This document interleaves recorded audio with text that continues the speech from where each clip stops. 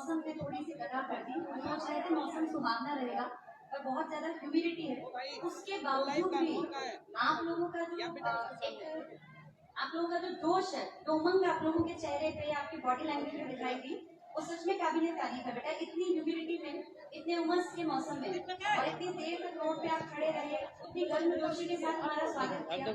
आप लोगों के बीच में आके सच में ऐसा लगता है जैसे ईश्वर का कितनी बार भी धन्यवाद करें वो कम है। बारंबार धन्यवाद ईश्वर का, जैसे हमें एक टीचर के रूप में एक करियर तो दिया ही दिया, समाज में कुछ बेहतरीन करने का मौका दिया। जितने स्टूडेंट्स यहाँ बैठे हैं, कुछ बड़े बुजुर्ग भी यहाँ पर हैं बेटा। स्टूडेंट लाइफ हमारी जिंदगी का सबसे इम्पोर्टेंट फेज होता है। जब हम इस एज में होते हैं, जिसे हम कहते हैं कई सारी एजेस का मिक्सचर। जो तुम यहाँ बैठे हो, जितने बच्चे, सब 16, 17, 18 से लेके और 25, 27 तक के मैक्सिमम स्टूडेंट्स हैं। जो कुछ बाहर से आए लोग हैं वो थोड़े बुजुर्ग हैं। मेरा ये मैसेज स्पेशली उन लोगों के लिए है। जिंदगी का ना बेटा, ये जो पड़ाव जिसमें तुम लोग हो, ये बहुत इम्पोर्टेंट है, बहुत ज्यादा इम्पोर्टेंस है इसकी। तुम्हारी जिंदगी के अब के लिए निर्णय तुम लोगों को आगे तक प्रभावित करेगा। जैसे मैं जब क्लास में पढ़ाती हूँ, मैं कितनी सारी बातें तुम लोगों से रोज करती हूँ और रोज की बातें सुनते ही हो। आज हम यहाँ आए हैं, आज हमारे आने का टारगेट है कि इकट्ठे सभी लोगों से मिल लेंगे। और दूसरा, जैसा कि सब लोग जानते हैं, हरियाणा की राजनीति आजकल जो है बहुत ऊंचाई पर है। ऊंचाई का मतलब है लोगों के बीच में, जनमानस के बीच में राजनीति के बहुत बड़े बड़े धुरंधर अपनी बातें रखते हैं। तो जब मैं पढ़ाती हूँ, मैं हर सेशन में कोशिश करती हूँ कि तुम लोगों का मेंटल डेवलपमेंट इतना कर पाऊँ अपनी बातों से कि तुम सही और गलत के बीच में जो एक रेखा है, जो एक लाइन है, उसमें डिफरेंस क्रिएट कर पाओ, तुम्हें समझ में आए कि सही क्या गलत क्या। अब तुम्हारी उम्र जो है ना बेटा, जिंदगी के बड़े बड़े निर्णय तुम लोगों को लेने हैं। वो अपनी लाइफ का, अपने करियर का, अपने जीवन साथी का। और कहीं ना कहीं राजनीति में भी तुम लोग, बहुत सारे स्टूडेंट्स हमारे फर्स्ट टाइम वोटर्स हैं, जो पहली बार वोट देंगे इस विधानसभा चुनाव में। तो बहुत सोच समझ के, बहुत ज्यादा सोच समझ के अपनी बुद्धि का इस्तेमाल करते हुए अपने वोटिंग राइट का इस्तेमाल करना।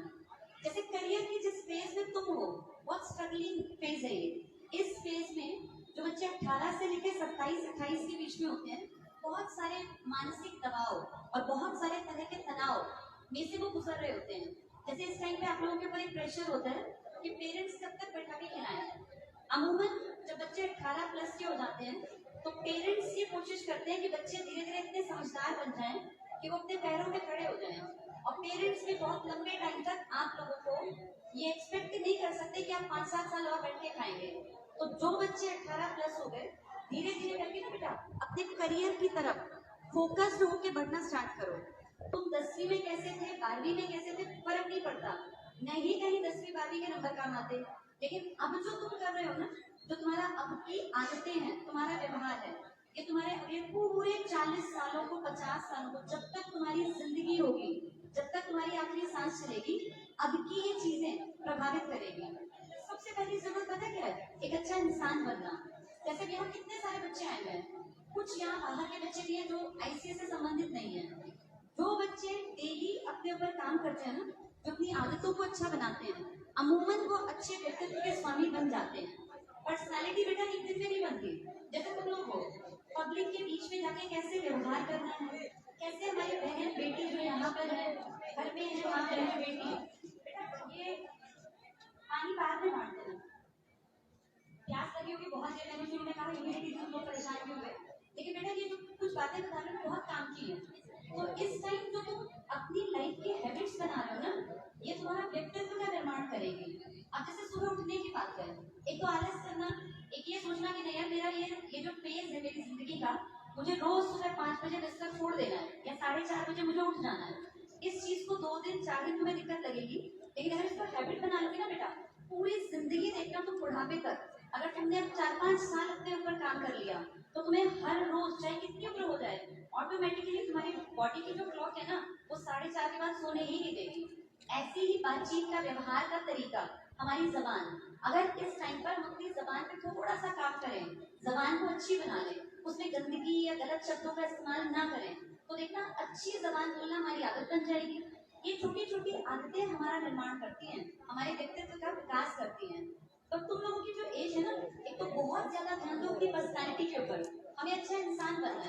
अच्छे इंसान में कुछ बेसिक चीजें होती हैं। पहली चीज चरित्र अच्छा। जो आजकल की पीढ़ी है ना बेटा, इनमें एक सबसे बड़ी कमी है, तुम सोचते हो कि चरित्र खराब या अच्छे की कोई परिभाषा नहीं है। और जब तुम आज से 10 साल बाद और जिंदगी के आगे बढ़ जाओगे तो तुम देखोगे कि जिसका चरित्र नहीं है ना, उसके पास बेशक पैसे हो, उसके पास कुछ भी नहीं है, पहली बेसिक नीड है अच्छा चरित्र होना।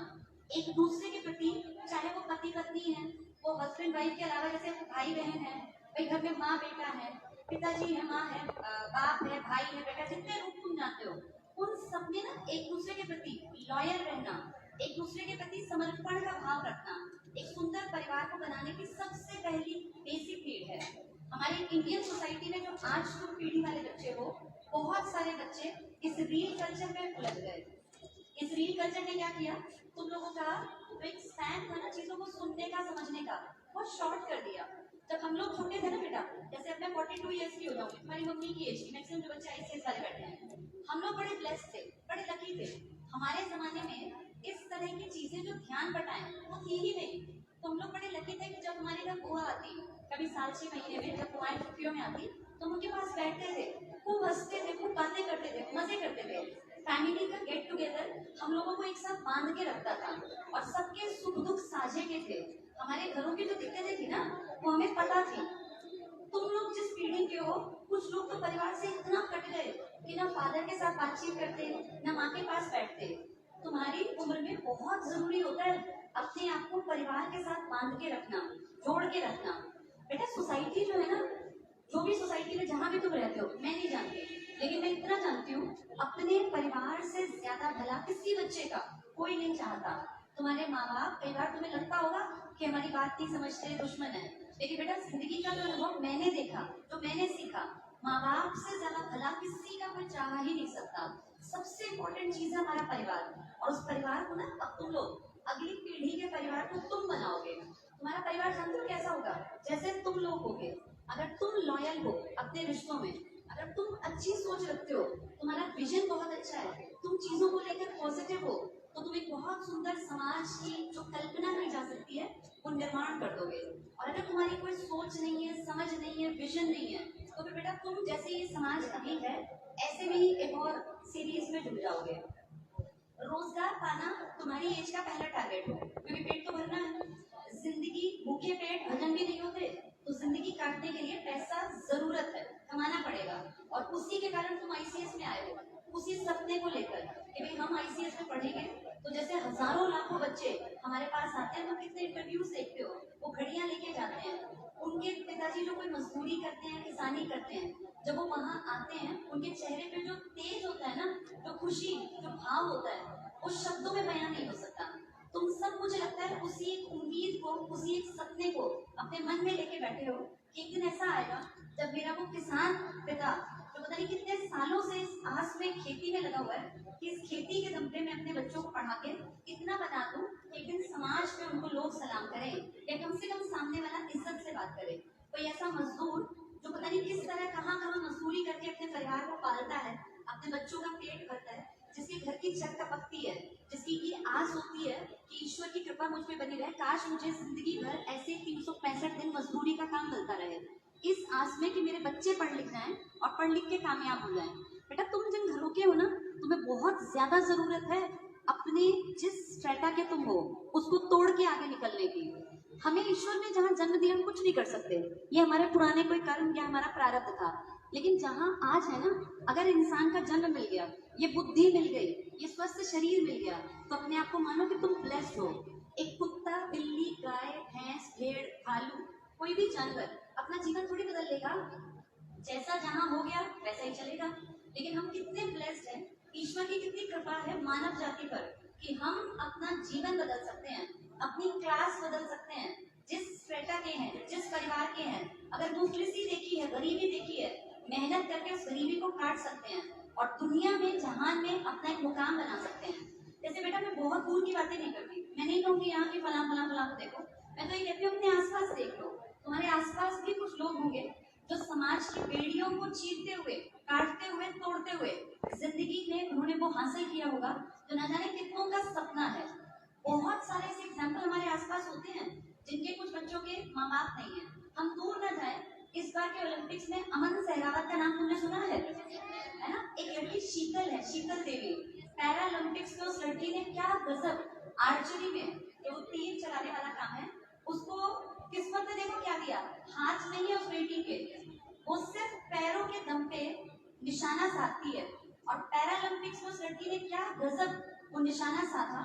उसके साइड वाली लड़की थी तो वो भी दिव्यांग, लेकिन उसके ईश्वर ने हाथ दिए थे, उसने तीर कमान चलाया तो हाथों का इस्तेमाल किया।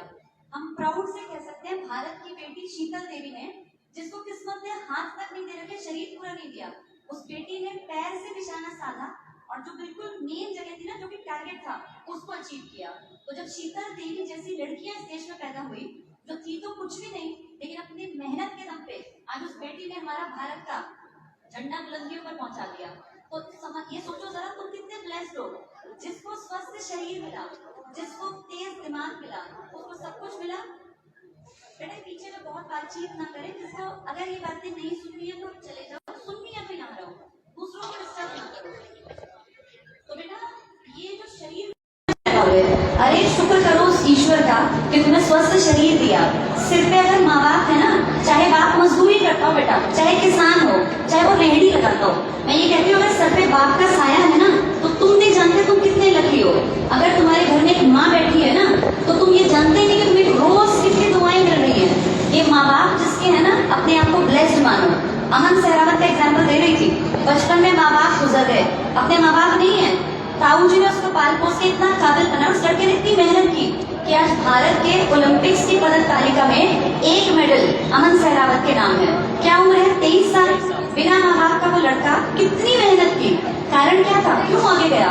फोकस था, टारगेट था जिंदगी में कि मुझे ये अचीव करना है। तुम जहाँ बैठे हो ना बेटा, इसी में से निकल के बहुत लोग चमक जाते हैं। अपने आप को, पहली बात है, किसी से कमतर मत आंको, जो मिला है ईश्वर का सुबह उठ के धन्यवाद करो।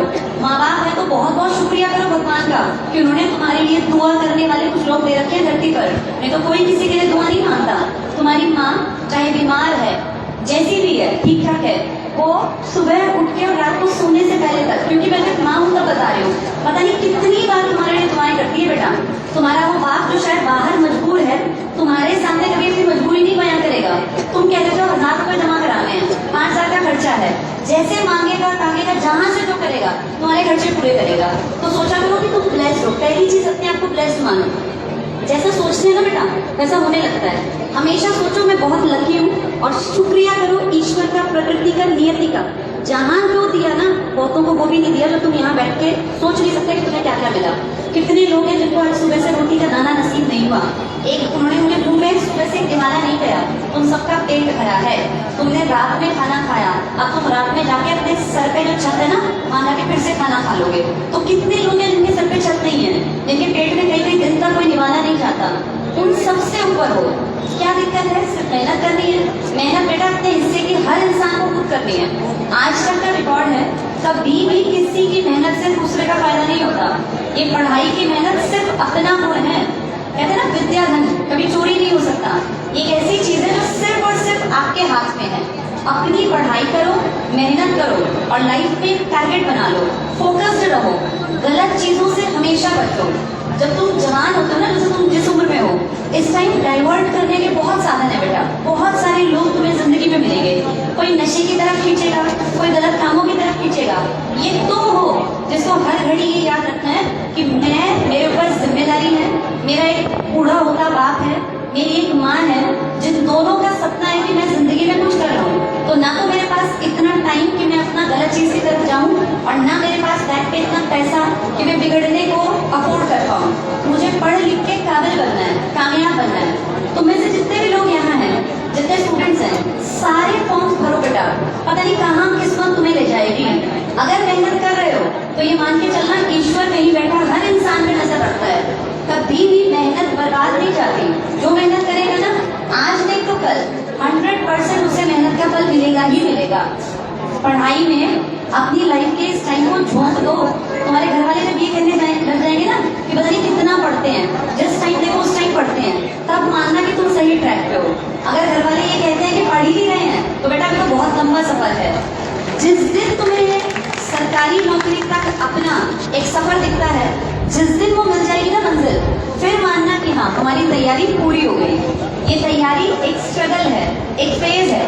मैं समझ सकती हूँ यहाँ जितने स्टूडेंट्स बैठे हैं, बहुत बार निराशा आती है बेटा सामने लाइफ में। ऐसा लगता है कि हमारी किस्मत में कुछ है ही नहीं। अगर किस्मत में होता तो पता नहीं हमसे कितने लोग थे हमसे नीचे वाले और कहाँ पहुंच गए। ये किस्मत बेटा बदलती है। जब तुम छोटे थे ना, हाथों की लकीरें वैसी बिल्कुल नहीं थी जैसी अब हैं। और मेरी इस बात को आज से सुन के देख लेना, 5 साल बाद अपने हाथों की लकीरों को देखना, फिर बदली मिलेंगी। किस्मत जो है ना इंसान की मुट्ठी में है, इसको बदला जा सकता है एक एज में। 60 साल 70 साल में जाके किस्मत नहीं बदलती, वो तो ईश्वर ने जैसा दे दिया दे दिया। लेकिन जिस उम्र में तुम लोग हो ना, नौजवान युवा पीढ़ी, तुम अपनी किस्मत को अपने हाथों से लिख सकते हो। दिन रात अगर मेहनत करोगे ना बेटा, तो कुछ नहीं फर्क पड़ता। गरीबी, बदहाली, बदकिस्मती, इन शब्दों को लात मार के हटा सकता है आदमी। लेकिन तब जब कलम हाथ में हो, जब पेंसिल, जितनी ज्यादा पेन चलेंगे ना तुम्हारे रजिस्टर्स पर, उतने तुम जीवन में आगे बढ़ोगे। खूब मेहनत करनी है। और जब जब तुम्हारा मन डगमगा, अपनी पूरी जवानी तुम लोगों को पालने में लगा दी, तुम लोगों का पेट भरने में लगा दी। जितना कर सकते थे ना बेटा, मैं 100% श्योर हूँ, मैं नहीं जानती तुम्हारे माँ बाप को, लेकिन मैं इतना जानती हूँ, जितनी उनकी हैसियत थी ना, उन्होंने उससे बढ़ के तुम लोगों पे खर्चा कर रखा है। तुम लोग स्वस्थ हो, भगवान ने तुम्हें स्वस्थ शरीर दिया, तुम्हारी किडनी ठीक चल रही है, लीवर ठीक काम कर रहा है, हार्ट ठीक काम कर रहा है, ब्लड सर्कुलेशन ठीक ठाक है, तो तुम दुनिया के कितने करोड़ों लोगों से ज्यादा बेहतर स्थिति में हो। मेहनत करो, पढ़ो लिखो, फिर लाइफ बहुत आसान बन जाएगी। और ऐसा कभी मत सोचना कि सिर्फ तुम्हारी लाइफ में ही अप्स एंड डाउन्स हैं। कल मैं एक रिपोर्ट देख रही थी, शायद तुमने भी देखी होगी ने, कल ध्रुव राठी की एक वीडियो मैंने देखी, उसमें था कि अमीरी का क्या योगदान है, तो उसने कई बड़े अच्छे एग्जाम्पल दिए। एलन मस्क का नाम तो सबने सुना है ना, दुनिया के सबसे अमीर आदमी है। तो उसमें एक उसने बताया, उसकी बेटी जब 18 साल की हुई ना, तो उसने लीगली ये बात कहलवाई कि मेरा अपने पिताजी से कोई संबंध नहीं, कोई ताल्लुक नहीं, मुझे इनकी प्रॉपर्टी में से एक पैसा नहीं चाहिए। अब आप सोचो, एलन मस्क की बेटी ने 18 साल की होते ही अपने पिता की संपत्ति को त्याग दिया। कितने ऐसे एग्जाम्पल हैं बेटा जिन्होंने अपनी संपत्ति के बड़े बड़े हिस्से दान कर दिए, छोड़ दिए। अपने बच्चों को, बहुत जो समझदार लोग हैं वो बहुत संपत्ति की बात नहीं करते, वो कहते हैं बच्चों को पढ़ा लिखा के काबिल बना दो और बच्चे को दुनिया में चीजें अपने आप सीखने दो।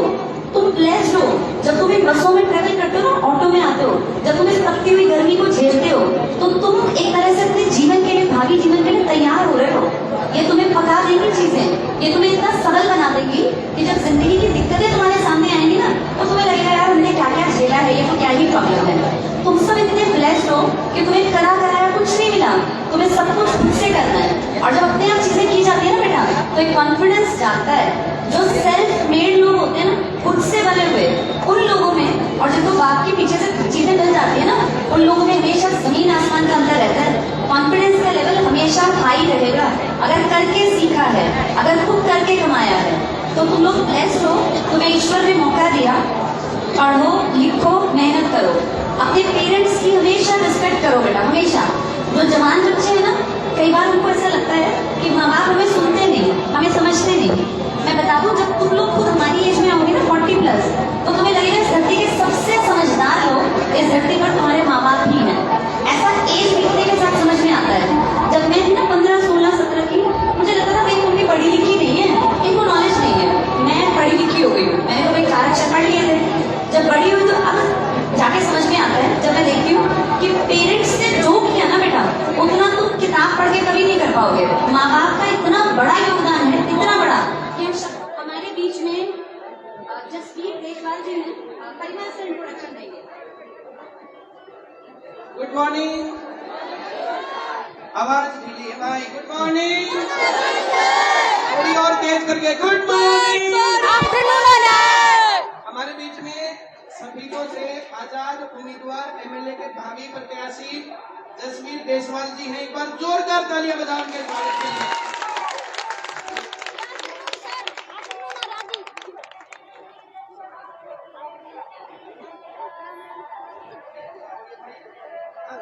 थोड़ा साइड हो जाओ, साइड हो जाओ, साइड हो जाओ। आज हम लोग यहाँ पर जो पधारे हैं, बबीता मैम आई है, मैं आया हूँ, आशीष नयन सर आए हैं, तो हम लोग अपना समर्थन श्री जसवीर देशवाल जी को देने आए हैं। हम लोग, जैसा मैंने क्लास में बताया था, जसवीर देशवाल जी के बारे में जितना मैं जानता हूँ, एक बचपन एक आम बच्चे से शुरू करके और आज स्काईलार्क कंपनी जो कि इंटरनेशनल कंपनी है, 10,000 करोड़ रुपए से ज्यादा का टर्नओवर हर साल का होता है, हजारों लोगों की संख्या में इन्होंने नौकरी दी है और एक प्रोडक्शन का काम किया है।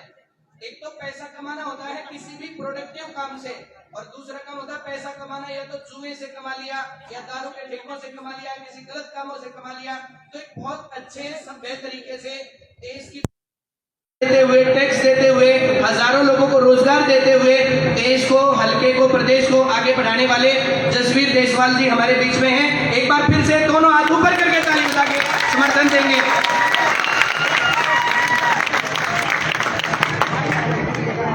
अगर जसवीर जी विधानसभा में पहुंचते हैं तो भाई बच्चों, मैं इतना वायदा आप लोगों से करता हूं कि मैं जो भी बात इनको कहूंगा कि आपको विधानसभा में हमारे बच्चों के हक की ये बात उठानी है, तो जसवीर जी हमारी उस बात को उठाएंगे।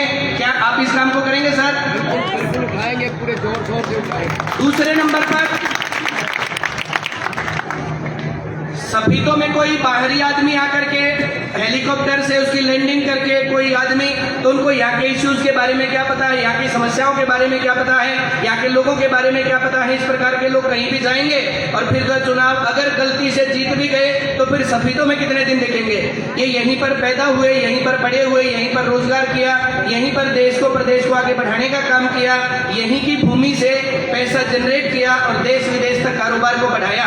ऐसे लोग जब वहां पर जाते हैं तो ये अच्छी नीतियां बनाते हैं, ये युवाओं के रोजगार की बातें करते हैं। और मैं नाना जी बोलता हूँ, ये आशीष है, आशीष नैन आप लोग जानते हो, कंसेप्चुअल एकेडमी चलाते हैं। और जो भी हमारी स्कूलिंग जो चलती है, स्कूलिंग के अंदर साइंस वाला सेक्शन है, वो आशीष नैन चलाता है। 4-5 साल से हमारा बहुत अच्छा संबंध है और तब से नाना जी के संपर्क में मैं भी हूँ। और जो मैं महसूस करता हूँ, अगर मुझे आदमियों की थोड़ी बहुत पहचान है तो बहुत अच्छे स्वभाव के आदमी हैं, बहुत मिलनसार हैं, बहुत जो है सामाजिक हैं और समाज के बहुत अच्छे काम करते हैं। और जब मुझे पता चला कि ये जो इलेक्शन लड़ना चाहते हैं और आजाद उम्मीदवार के तौर पर इन्होंने पर्चा भरा है, तो मेरा समर्थन मैंने इनको कॉल करके दिया था। और मैंने ये भी कहा था कि मैं सफीदों में आकर के अपने बच्चों से अपील करूंगा कि वे सभी लोग आपको जिताने के लिए भरसक प्रयास करेंगे। क्या आप लोगों की वोट सर को जाएंगी?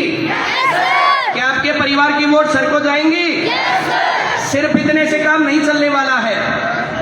तुम लोगों ने देखा होगा ना, वीडियो देखे होंगे ना, कि जो आदमी 50 वोट दिलवाएगा उसको एक नौकरी मिलेगी। Yes sir. ऐसी वीडियो देखी है? Yes sir. तो उनके कहने से तुम लोग क्या करोगे? उन ऐसे लोगों को बनवाओगे। तुम्हारी 50 वोट की गिनती के कारण फिर वे लोग जीतेंगे और जीत करके फिर वो अपने लोगों को लगवाएंगे और तुम लोग मटर देखना। फिर तो इन चीजों को सही तरीके से काम करके, और जो मैं बात बताता हूँ उस इशारे को समझना, सिर्फ अपनी और अपने परिवार की नहीं, अपने आस पड़ोस के, अपने दोस्तों की वोट के साथ। ये एक अच्छी लड़ाई है, एक अच्छी जंग है और इस जंग में हमें जीतना है। हार का हमारे पास कोई चांस नहीं है। जोरदार ताली बजाओ।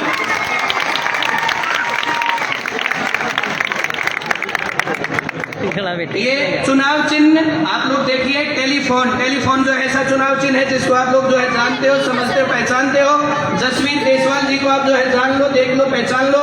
और मुझे जानते हो आप लोग, बबीता मैम को जानते हो। बबीता मैम और मैं इनके समर्थन में आए हैं, आशीष नैन सर इनके समर्थन में आए हैं। और पूरे 5 साल तक अगर ये विधायक बन के वहां पर जाते हैं, अगर ये तुम्हारे कारण है, तुम्हारा समर्थन है, तो फिर तो कोई चांस ही नहीं है भाई इधर उधर रह जाए। हर गांव से, हर गली से, हर नुक्कड़ से बच्चे यहाँ पर हैं, तो वहां पर ये आवाज उठानी है। या तो पर्ची और खर्ची चलेगी या वहां पर ईमानदार आदमी जाएंगे और हमारी आवाज उठाने वाले आदमी वहां पर जाएंगे। तो मैं पूरी अपील करता हूं और मैं मेरा अपना पूरा समर्थन देता हूं जसवीर जी को। परिमल सर ने मेरे निवास पे आके, मेरा निवास में, और मेरे को भी बहुत धन्य कर दिया है। और टीम को लेके मैडम जी ने भी तो अभी आपके सामने संबोधन भी दिया और मेरे ये समर्थन भी मांगा।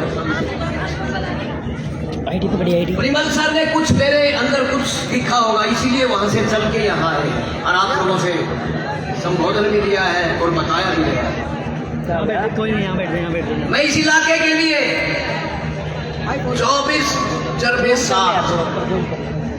24 घंटे और 7 दिन लगे रहता हूँ। मैं अपनी सारी सामाजिक जिम्मेवारी पूरी कर दी,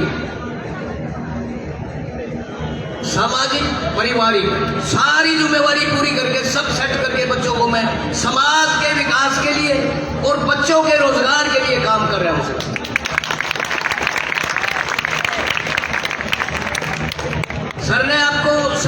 इतना बड़ा सिस्टम है देश में भी और विदेश में, और साफ सुथरा बिल्कुल इनकम टैक्स 1 नंबर से सिस्टम चलाते हैं। कई साथी मेरे को कहते हैं आप ज्यादा आगे से आगे इंडस्ट्री लगाते हो, आपका तो बड़ा पैसे की लगा। ये पैसा मेरे काम नहीं आता, मैं जब जाऊंगा मेरे को 10 पैसे साथ नहीं जाएंगे मैं, लेकिन अपने विवेक का, अपने सामर्थ्य का सही इस्तेमाल होना चाहिए। अब मेरे अंदर कोई काम करने की शक्ति है, मेरा सामर्थ्य है, उसका जब तक समाज को फायदा नहीं है तो उसका कोई फायदा नहीं। एक साथी ने मेरे से पूछा, भैया आप क्या कर रहे हो, इतना पैसा कमाने की होड़ लगा। मैं, ये होड़ नहीं है, मेरे अंदर एक काम करने की शक्ति है, सामर्थ्य है। मैं एक इंडस्ट्री लगाई, उसे पैसा कमा, अगले लगा दी। आपने ये पता है इन 2 इंडस्ट्री में कितने बच्चों का गुजारा होगा, कितने बच्चों के परिवार चलेंगे, कितने बच्चों के आगे बच्चे अपनी पढ़ाई कर पाएंगे, अपना गुजारा कर पाएंगे। वो फिर मैं बोला नहीं, मैं अंधेरे में था, बोला आपने पैसा कमाया, बैंक में डाल दिया, एसी में जाके सो गए, समाज को क्या मिला? आपको तो ब्याज मिल रहा है, ब्याज में काम चल रहा है, मेरा भी चल सके। लेकिन नहीं, जब तक हिम्मत है इस समाज के लिए और बच्चों के भविष्य के लिए काम करेंगे। वैसे नहीं परिमल सर हर एक के लिए नहीं जा सकते, इन्होंने मेरे अंदर कुछ देखा है, सोचा है। मैडम जी ने भी साथ आके, और आशीष ने जी मेरे से कह रहे थे, नाना जी हम आपके इसमें थोड़ा समर्थन दोना चाहते हैं बच्चों का, मेरा स्वागत है भाई। और जो आवाज उठाने की बात कही है, मेरे को 2014 में इंडिपेंडेंट एमएलए बनाया था, और जो हम निशान दिखा रहे थे यही निशान था। और मेरे मुकाबले में सुषमा स्वराज जो विदेश मंत्री होती थी, उनकी बहन यहां से इलेक्शन लड़ने आई थी, लेकिन इलाके के लोगों ने मेरे को समर्थन दिया और मैं उस पर खरा उतरा। जो विकास 50 साल नहीं हुआ सफीदों में, मैंने 5 साल में करके दिखाया। इलाके में यहाँ बिजली की हालत खराब थी, मैंने एक्शन से पूछ लिया, भाई ये इतनी हालत खराब है। बोले ये बहुत, यहाँ पावर हाउसों की जरूरत है। यहाँ 50 साल में 6 पावर हाउस लगे थे, 5 साल में मंजूर करवाए 6 पावर हाउस, और 7वां 220 जो सबसे बड़ा एक पावर हाउस है वो अब बनने लगा, मैंने मंजूर करवाया। तो ये विचार, सोच है, विजन है और काम करने की शक्ति है, तो इस पे मैं लगा हुआ हूँ। और विधानसभा में सबसे ज्यादा क्वेश्चन, इतने एमएलए बने आज तक, हरियाणा जब से बड़ा 66 से अब तक, सबसे ज्यादा विधानसभा में क्वेश्चन मैंने लगाए थे। वो क्यों लगाए? ये इलाका पिछड़ा हुआ था। जितने स्कूल मेरे पास 5 साल में अपग्रेड करने के लिए 10वीं से +2 के करने थे, टोटली स्कूल अपग्रेड करवाए मैंने। नर्सिंग कॉलेज बनवाया सफेदों में, पिल्लू खेड़ा में महिला कॉलेज बनवाया। मेरे से पहले एमएलए को ये चीज नहीं दिखती थी। पूरे हल्के की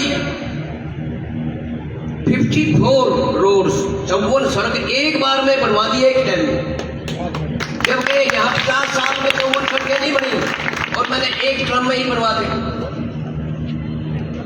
तो ये सारी सोच के हिसाब से, लगन के हिसाब से, मेहनत के हिसाब से, और थोड़ी ईमानदारी भी चाहिए भाई उसके हिसाब से।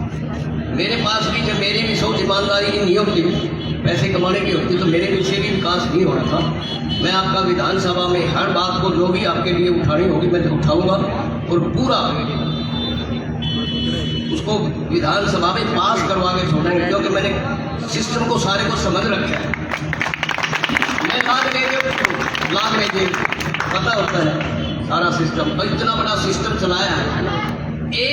2000 पोल्ट्री के फार्म से चला के और पूरे देश और विदेश में कुछ आया है, वो मैंने उसका ही काम किया।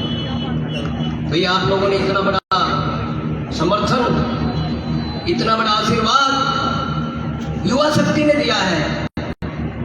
युवा शक्ति में, युवा बच्चों में काम करने की बहुत ताकत होती है, एनर्जी इतनी ज्यादा होती है, वो जिधर लगाएंगे अच्छी तरह लगाएंगे। पढ़ाई की तरफ जाते हैं वो भी बड़े अच्छे टॉप जाते हैं, काम करने की तरफ जाते हैं, रोजगार करने की तरफ जाते हैं, वो भी बना, क्योंकि युवा के अंदर बहुत ज़्यादा शक्ति है, ऊर्जा है। इसलिए सभी बच्चों ने जो इतना परिमल सर के कहने से, मैडम जी के कहने से मेरे को आशीर्वाद, समर्थन, सहयोग, साथ दिया है, मैं सभी का बहुत बहुत धन्यवादी हूँ। धन्यवाद, जय हिंद। और सारे बच्चों ने खाने की व्यवस्था है। इधर सामने सड़क पार करके अपना अंदर पंडाल है गली में। हाँ आप भी बोलिए, आपका ही सारा सिस्टम है।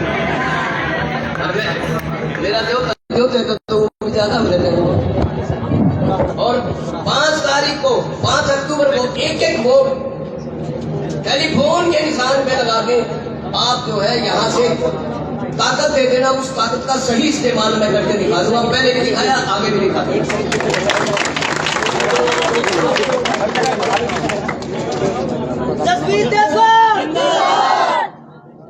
बहुत बहुत धन्यवाद।